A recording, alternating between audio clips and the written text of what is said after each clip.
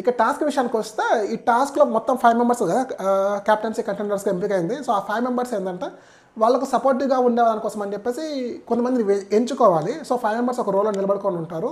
So అటుపక్క నుంచి కానీ అంటే టీడెంట్స్ నుంచి కానీ ఓనర్స్ నుంచి కానీ ఒక పర్సన్ వస్తారు, నిలబడతారు. వాళ్ళు ఎవరికైతే సపోర్టివ్గా కావాలి ఆ కంటెస్టెంట్ అనుకుంటారో సో వాళ్ళు ఎస్ ఆర్ నో అని చెప్పేసి చెప్పాలన్నమాట. ఇన్ కేస్ ఎక్కువ మెజారిటీ ఎస్ అని ఉందంటే అవతల పక్కన వాళ్ళ ఇష్టం అనమాట. లైక్ వాళ్ళు ఎవరికి సపోర్ట్ ఇస్తారని చెప్పేసి. ఇక్కడ పాయింట్ ఏంటంటే ఇమాన్యుయల్కి బన్నీ గారు సపోర్ట్ వస్తారు, సృష్టికి రాము రాథోర్ సపోర్ట్ వస్తారు, సంజనాకి శ్రీజ సపోర్ట్ ఇస్తుంది. ఇక్కడ హరీష్కి వచ్చేసి పవన్ కళ్యాణ్ సపోర్ట్ ఇస్తారు, డీమన్ పవన్కి ప్రియా సపోర్ట్ వస్తుంది అనమాట.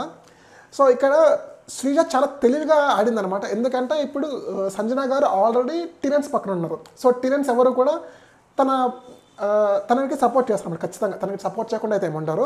సో ఇటు పక్క ఓనర్స్ విషయానికి వస్తే ఓనర్స్ అందరూ కూడా శ్రీజాకే సపోర్ట్ చేస్తారు. ఎందుకంటే వాళ్ళ పక్కన బెనిఫిట్ ఉంటుంది కాబట్టి. అసలు గేమ్ ఏంటి, గేమ్ ఎలా ఆడాలని చెప్పేసి కూడా మీకు ఎక్స్ప్లెయిన్ చేస్తాను క్లియర్గా.